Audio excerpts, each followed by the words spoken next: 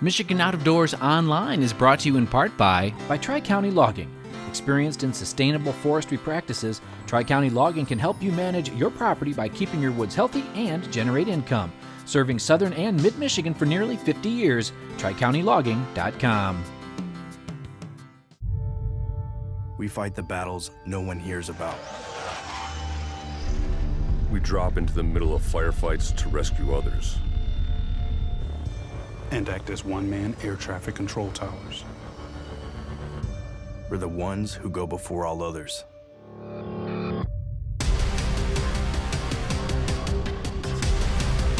Join the fight.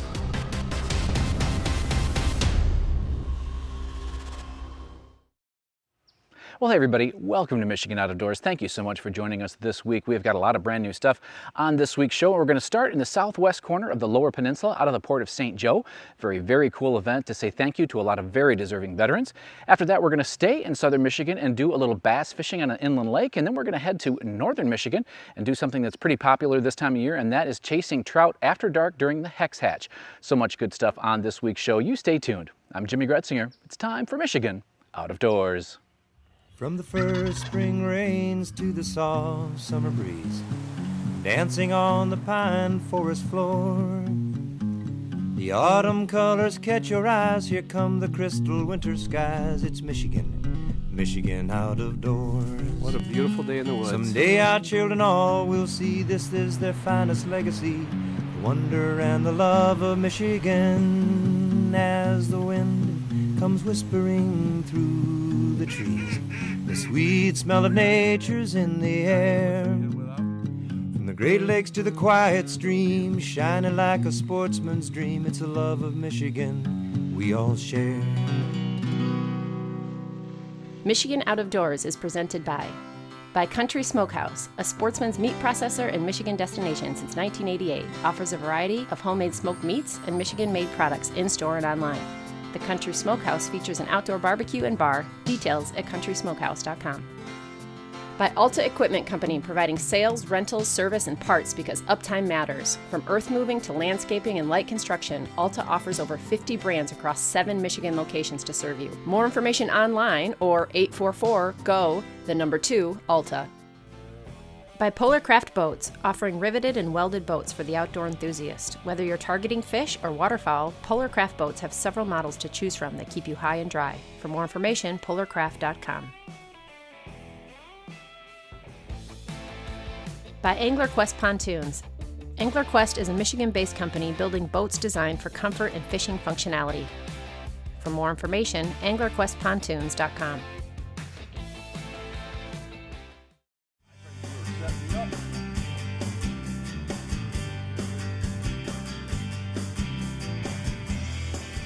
Well, Ryan, what's your game plan this morning? Well, we're gonna look for some salmon early, then maybe go offshore and look for a few trout after that. But we're gonna stay in close, 80 to 90 set up, some steelhead, some coho, and some kings in there. So we'll start there, then move out after that. We had a great plan and a beautiful morning to take some veterans out on Lake Michigan today. One of the 4 veterans aboard the Titan boat was Ben Kunst, who helps organize this event that gives back to our nation's heroes, and Ben loves being a part of today's activities. Been a part of this veterans event called Trolling with the Troops for about 4 years now.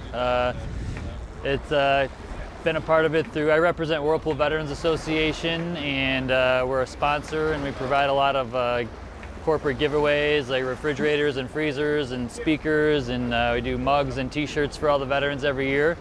And they just kind of contacted us looking for some help, and I've been very passionate about helping veterans get hired into transition from the military to corporate life, and then also I'm very passionate about fishing, in which I've been didn't really start getting into until I moved up from Chicago about 8 years ago.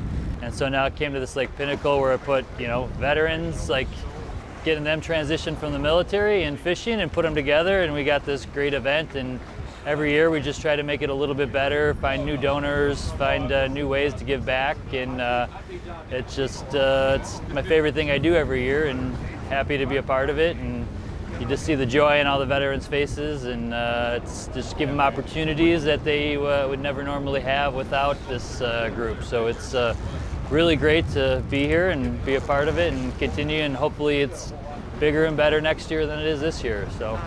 After a swing and a miss, the guys were boating the first fish of the day.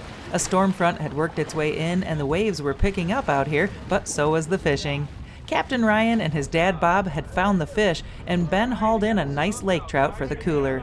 Trolling with the troops is something Ryan McCartney looks forward to doing every year, and it's his way of giving back. You know, I'm not a veteran, so it's one way for me to give back to the veterans. It's just a very rewarding day. This is our 4th year doing it now. Each year it gets bigger and bigger. Today we have 31 boats with over 110 veterans out on the water. So, you know, we'll go in today, you'll see how supportive the community is. Tons of donations given to the cause today. So yeah, it's just very rewarding for me and my dad to do this.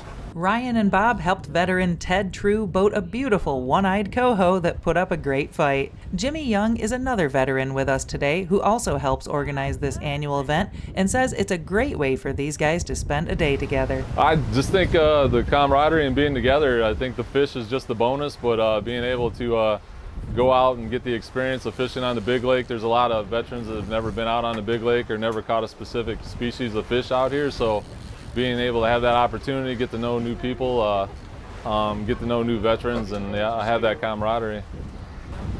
Oh, well, we wanted to add anything we could do to contribute to the communities. So I had been involved with this prior before, so got to know Ben through the Whirlpool Veterans Association and brought him in and brought him on a fishing trip, and it was the first time we went with Ryan. So yeah, he became addicted, and then he got involved, and he's taken off with it and leading it from that side now. It was a little tough to stand up out here for a bit with all the waves, but Ben managed to muscle in the next fish. Ryan was figuring out where the fish were and offered them a wide variety of baits. We kind of have a large or a broad spectrum of what we're running today. Spoons, flashers, and flies. We do have a meat rig out. But it seems like everything is in like the top third of the water column today, so all the fish are kind of are coming from 40 feet and above. Well, we had our first king salmon in the boat, and the sky was lightening up in the distance. It was shaping up to be a nice day. Hey, we found some fish. Just seas aren't cooperating real well, but hey, we're on some fish right now. Yeah, what do we have in the box now? So I think we have a Chinook salmon, coho salmon, steelhead, and a lake trout. So, nice. Yeah, 4 different species. So far, good day. You know, the last few years, the Chinook salmon or the king salmon have been really, really good down in the Port of St. Joe. This year, a little bit slower than normal. We haven't seen the big fish that we've seen in the previous years. This time of year, it always usually slows down. The water temperature warms up, and it's a little more difficult to find the fish. So today, the colder water's inside, so that's where we're fishing today. And obviously, we found a few different species of fish. The guys were definitely finding the fish. We had our first double of the day, and Ralph Wilkes from Niles, Michigan reeled in his fish and then netted Jimmy's fish for him. Ralph is a Vietnam vet and was having a great time out here. He says it's nice to be a part of these veteran events like Trolling with the Troops. I served from 1968 to 1970 in the Army. I was in Vietnam. I was in the 25th Infantry Division. I was in the infantry, 11 Bravo, as they say. I received a Purple Heart and a Bronze Star and other medals that of less importance, I guess. We are enjoying fishing today.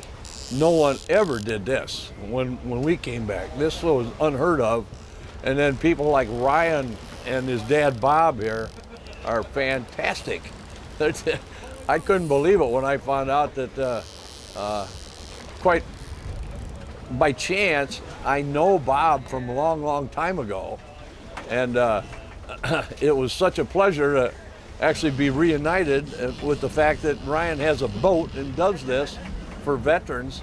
And then my neighbor Ted and I, who were just by chance placed on Ryan's boat, it was like a perfect fishing trip come together times 4. This is our 4th year doing it, so it's really nice, really nice.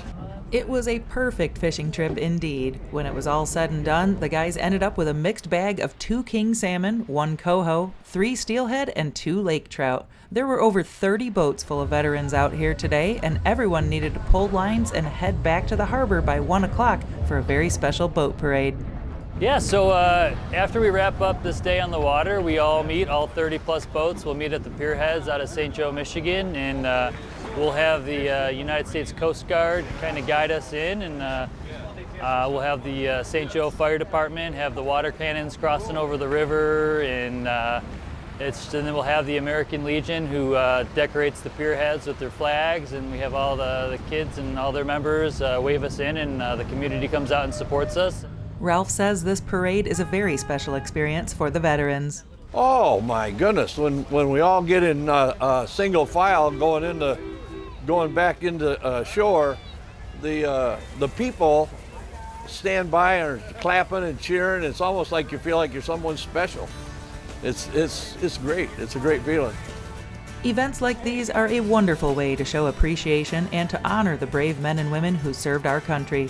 Thank you to Bob and Ryan McCartney for volunteering their time and resources today, and a very special thanks to all who put their lives on the line to keep us safe here at home. Well, as you can see, those special events for veterans are so much fun to be a part of. Thanks to everybody that made that possible. There's so many around the state. We'll be covering a few more yet this summer. What we're going to do now is kind of stay in that southern Michigan area, and Jordan Brown is going to take us out on Half Moon Lake to do a little bass fishing.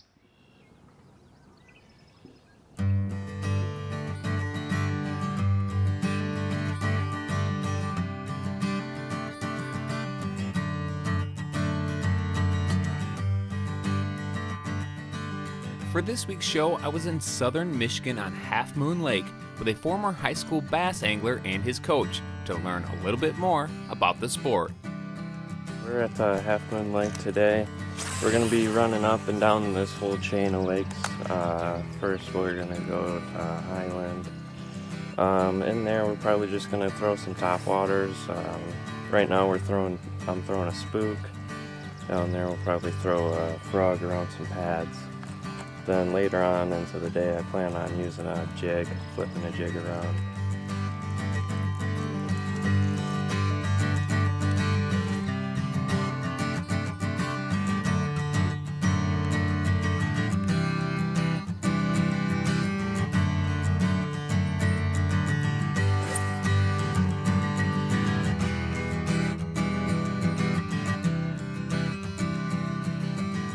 When I was a freshman, it's right when the bass fishing team first started up, and I love bass fishing. I got into bass fishing maybe when, I don't know, around 6th grade area. I was watching YouTube videos. That's kind of how I started on the whole thing, and the Guggen Scout actually got me started on it. I used to watch John B. and A.P. Bassin, and I went out. I got my first bait casting combo, and I just fell in love with the sport. So when they started up the bass fishing team, I had to join it. I went through all the way throughout high school on it, and it really taught me a lot. I never fished tournaments before I started the bass fishing team, so it really got me into the tournament atmosphere of the whole sport, and I love it, and I still love it, and I'm gonna keep on doing it. There we go, the old scum frog, got him. Not the biggest, but hey, we'll take it. I got the old scum frog out here. It's got a nice flat bottom to it, short tails, kind of works through the pads, real good hooks on it. Just kind of slowly dragging it through the lily pads and through the slop there, stopping it in any holes, giving it a couple twitches and see what happens. Hopefully you get a blow up. Mike has been a part of the high school bass fishing team since the very beginning and was able to tell me a little bit about how it all got started. Yeah, so back in 2017, my buddy John Lytle and I, we were talking about getting a high school program going in Pinckney. One of our fellow anglers that we fish with in our Wednesday night club was actually the head coach for the Heartland team. So we would help them out occasionally being a boater. And so you have to have, in order to start up the high school program, you have to have a teacher representative. And John's wife is a school teacher for the Pinckney School District. So she was kind enough and generous enough to donate her time to start the program with us. So we hit the ground running in 2017. So this was our 5th year doing it. Actually last year we didn't have the program because of the pandemic. But the first year I think we had over 20 anglers, and we're averaging right around 16 anglers. So we put 1 boater and 2 anglers together. Most of our tournaments are pre-season, so they're paper tournaments, what we call them. So it's a catch and release tournament. We measure the fish, take the measurements, and then bring the score. You can keep 5 fish, your best 5, just like a standard tournament. But the program really just is about getting the kids out on the water, giving them that opportunity to see what tournament fishing is about. One of the biggest obstacles to getting kids involved in this style of fishing is access to a boat. So it's very important to get local anglers involved in the program so that kids that don't own a boat or know someone who does can still fish on the team. It's a volunteer boater, so obviously a lot of the parents don't have access to a bass boat. So it's a great opportunity to get the kids out there on a bass boat. It's all volunteer time through my Wednesday night club that I run. I got some guys that donate their time to the league there, to the Pinckney League. And we come out and, take the kids out.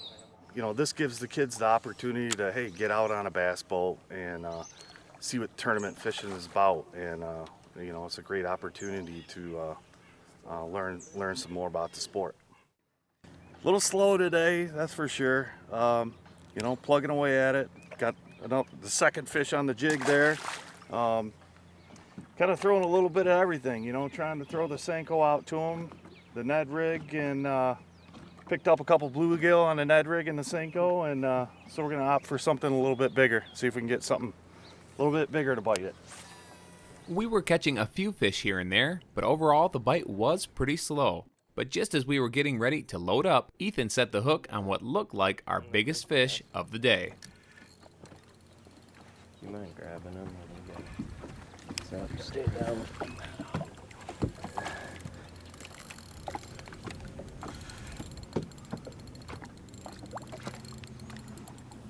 Try and bring him up. Oh yeah, that's a good one. Come here, baby. Stay down, stay down. Hey! The old Ned came through. Not a bad first fish. Yeah, For we'll me. take it. There we go. Took us all day. It Got did. done. I will take it. First cast with the net, I'm just flipping that jig around that whole flat and picked up the net for the first cast. Good thing you told me to use it. Even though the bite was a little slow, it was still a good day on the water with an incredible sunrise. Special thanks to Ethan and Mike for letting me tag along on a fun day of bass fishing here in southern Michigan.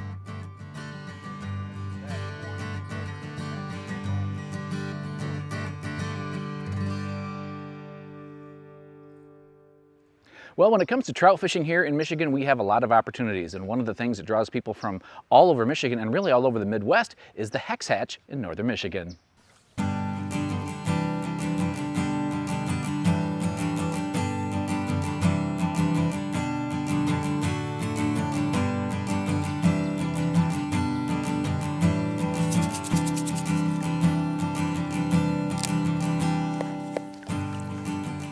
We're in a northern Michigan river this evening, and we're going to chase the giant mayfly called the Hex, or the Hexagena limbata. This is a giant mayfly. We wait for it all year. Happens for about 10 days every year, and this particular bug comes out of mucky flats or mucky bottoms in the river, and the fly will emerge off the water and fly up the river primarily. And what we're going to be doing is we're going to be trying to catch trout, that are feeding on these flies towards dark here tonight, or just after dark. We're starting to see a few flies now. It's probably around 9 o'clock, but towards dark we should have a really good hatch this evening.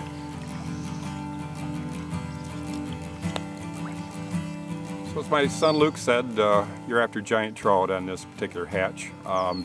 As a result, you need to be tackled up and prepared for that. These fish, because you're fishing at dark and after dark, they're not leader shy. So I go to a 10-pound test leader. I know folks that even go to 12-pound test. I like a 8.5 or 9 foot 6 weight, and I put on 7 weight lines. So I always, if you're fishing a 5 weight, I'd recommend you use a 6 weight line. If you're fishing 6 weight rod, I go with a 7 weight line.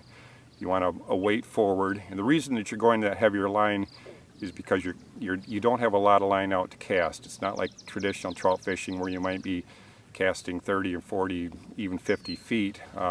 So to load your rod properly with a very short amount of line on, you need that weight forward dry fly line. And as I say, I go to one size over because a lot of times I may only have 10, 12, 15 feet of fly line out from the tip of my rod. Big secret is to have a fly that's going to float really, really well.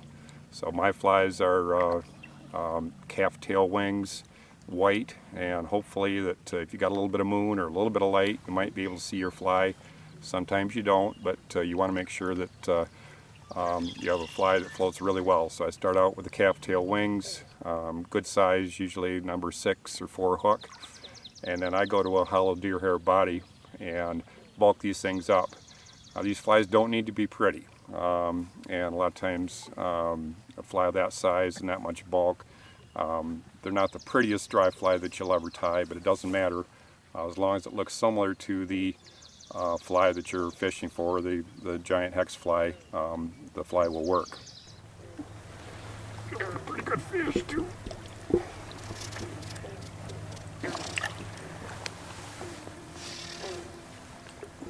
Once the sun set and it started to get dark outside, the trout began actively feeding all around us. And before long, John hooked into a nice brown. But unfortunately, it came off just as he was getting ready to net it.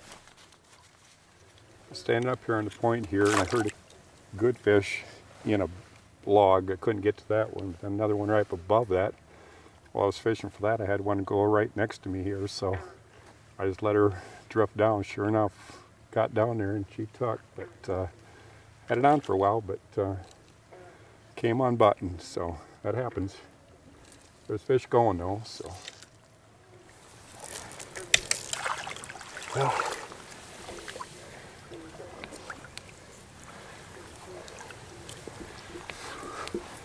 not a very big one, but it'll start, so. What we're primarily doing when we're fishing without a light. In the pitch black, we're fly fishing, obviously. Typically you can't see the fish, or you can only hear the fish. And so what we're going to be doing is we're going to be stalking the riverbanks, primarily looking and hearing, watching basically for fish that are feeding on the surface. Once we find them, the key to this hatch, and I would say all the beginners that are fishing this hatch, the key is to get as close as you possibly can get to these fish, I would say, without putting them down. Oftentimes I'll get within 5 to 10 feet of these fish if I'm able to before I start fishing them. Dry fly at night.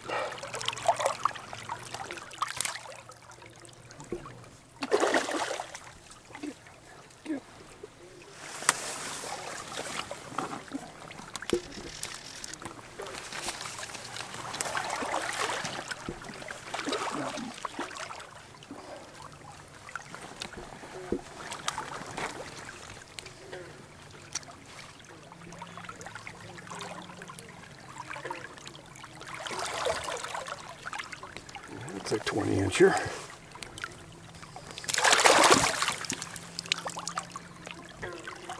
So we were got 2-3 fish going here.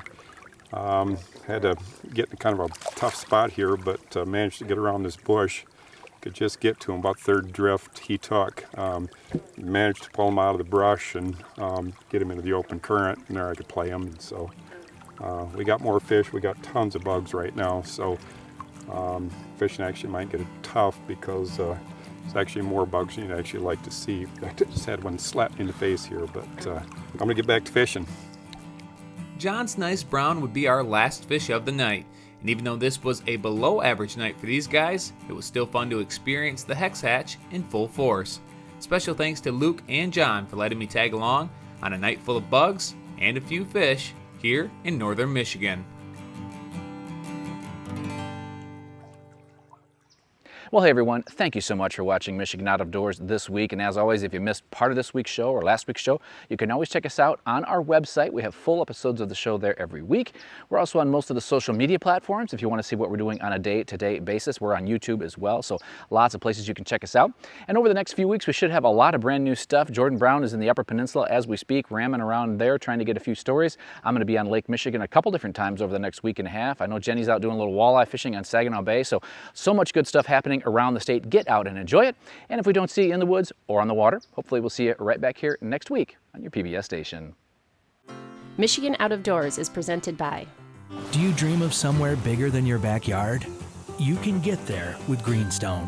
Whether you want to hunt, fish, hike, or just watch the sunset, we're ready to help you own your place in the great outdoors. To learn more, visit greenstonefcs.com. By Greenmark Equipment. Greenmark Equipment is a John Deere dealership network in southwest Michigan and northern Indiana. Greenmark provides sales and services to farmers, commercial businesses, large property owners, and homeowners. Information about pricing and products available can be found online at greenmarkequipment.com. Closed captioning provided by Marvo Mineral, makers of Lucky Buck, deer management products including minerals to supplement deer diets year-round to improve health and antler growth. When I wander far away, a dream stays with me night and day. It's the road that leads to my home state. I am a Michigan man. Changing seasons paint the scene like rainbow trout in a hidden stream. The white-tailed deer in the tall pine trees. I am a Michigan man. I am a Michigan man. Ask where I'm from and I'll show you my hands. Lord above, I love this land. I am a Michigan man. From the Keweenaw down to St. Joe, Kalamazoo, East to Monroe, to St. Marie and back again. I am a Michigan man.